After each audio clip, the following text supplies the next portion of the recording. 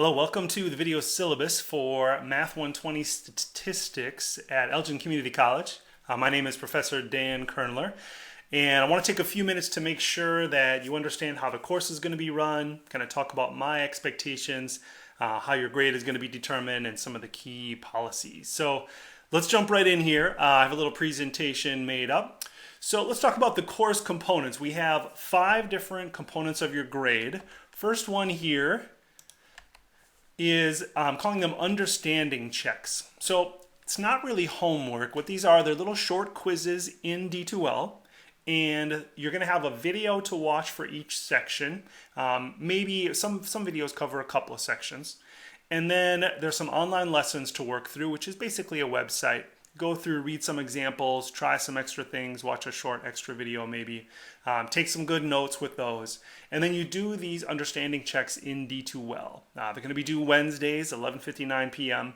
So the end of the day on Wednesdays. You can have your notes open in front of you. You've got 3 attempts at each one too, and it'll just take the best attempts. And you're welcome to ask questions before you get to these.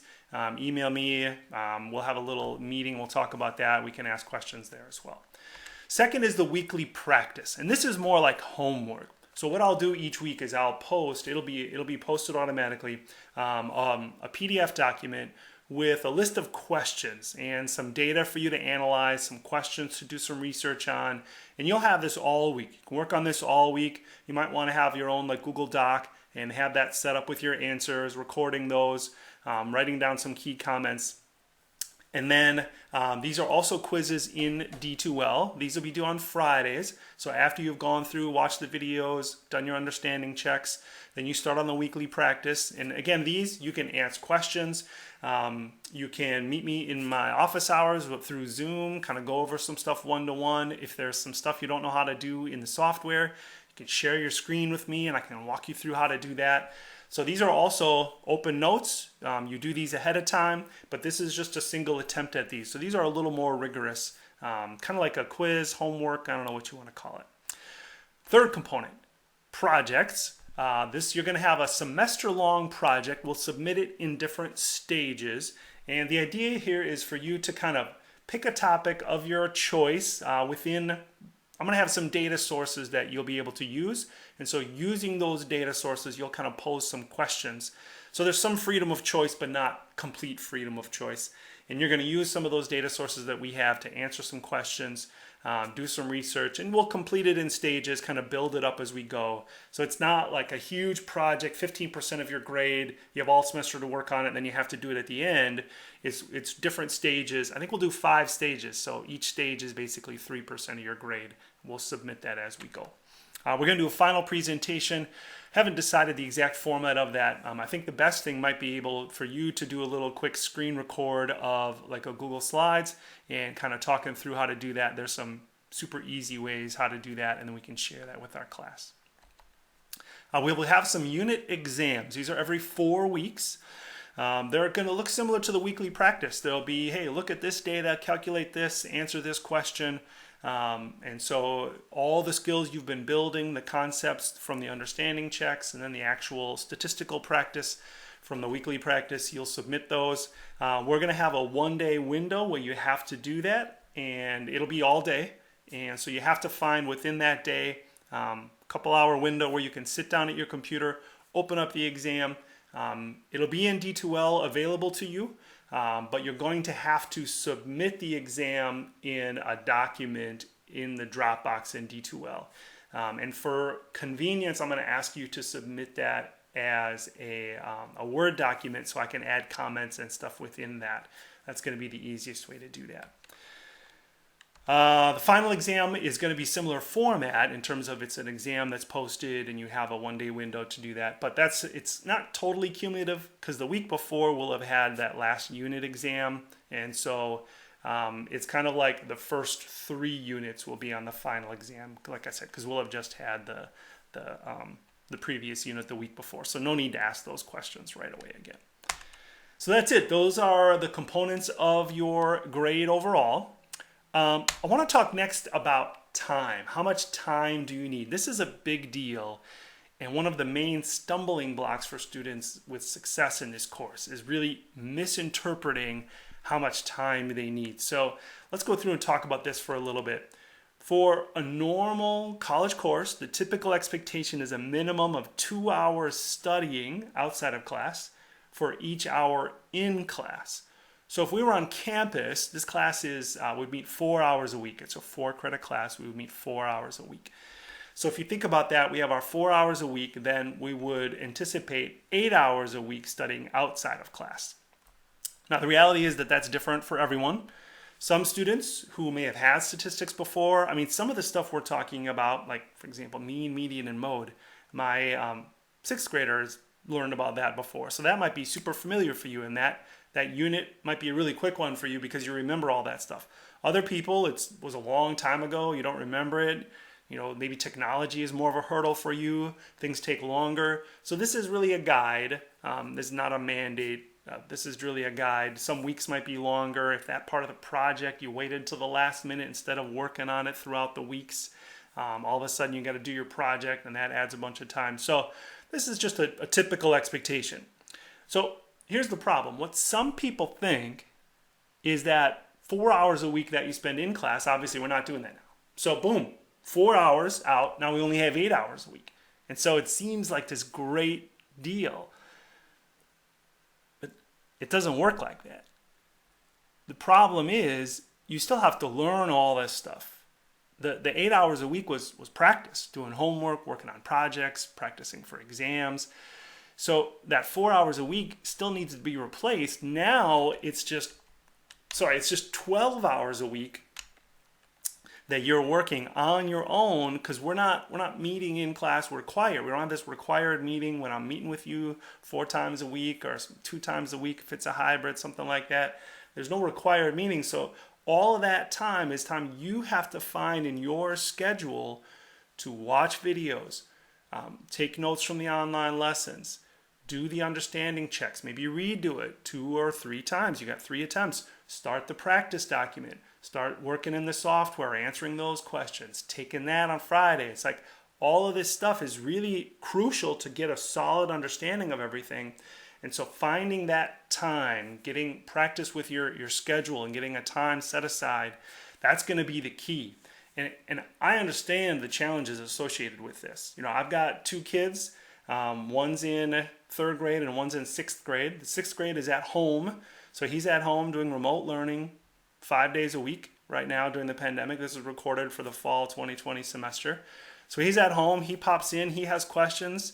My 3rd grader in my town here in Batavia, he is alternating. So 2 or 3 days a week, he's at home. He finishes his work super early, comes and asks me like, hey, Dad, can I do this now? And so, finding that time, I get it as a challenge. You may have work obligations.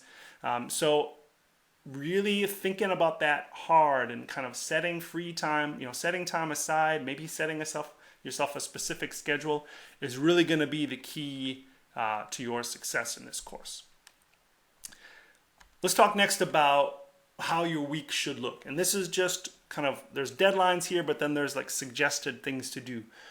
So because we have our practice due on Fridays, the next unit you should start watching some videos, taking some notes Saturday, Sunday, maybe you spend half hour. The videos are usually 5, maybe 10 minutes long. So you'll watch a 5 or 10 minute video, take some notes. You go through the online lesson, you start working on some understanding checks, maybe Monday and Tuesday. And then Wednesday, you're making sure to finish all the understanding checks. I would not wait until Thursday to start the practice. That's going to be pretty stressful to be doing that Thursday. And then Friday, you have to take the quiz on that, the D2L quiz on that weekly practice. So I would be starting Monday, Tuesday. But of course, you're focusing on the understanding checks, the kind of intro stuff. But then Thursday, you're finishing it up. Friday, you have that weekly practice due. And then you repeat the process next week. So Saturday, Sunday, you're watching videos. Saturday through Tuesday, you're working on the online lessons. The understanding checks, you're starting that weekly practice. Wednesday, understanding checks are due. Thursday, you finish whatever you have left in the weekly practice. Maybe you're asking questions, emailing me. We're going to have a little Discord chat. You can post there too. And then Friday, you have that weekly practice too. All right. We don't have required class, but I am still going to take like attendance. So what I'm looking for is you got to be active.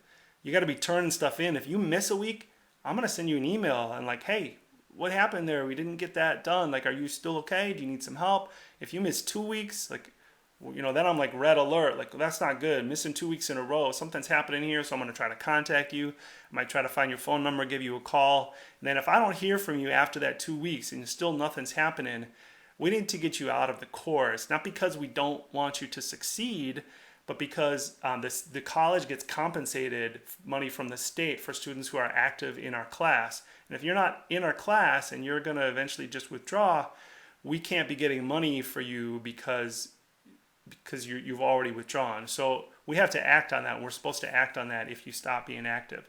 So if you have something come up, if you get sick, you're not feeling well, obviously we have issues now with the COVID virus. If you get sick, you just want to reach out to me as soon as you can. If you're struggling and just falling behind, shoot me an email. We can do a quick chat.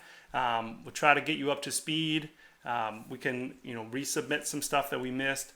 So just be sure to act on that right away, because if I don't hear from you for a long time and you're not replying to my emails, I'm going to assume that you just are done and you're not interested in the class and you're going to withdraw. So then I'm going to withdraw you. So be sure to act on that.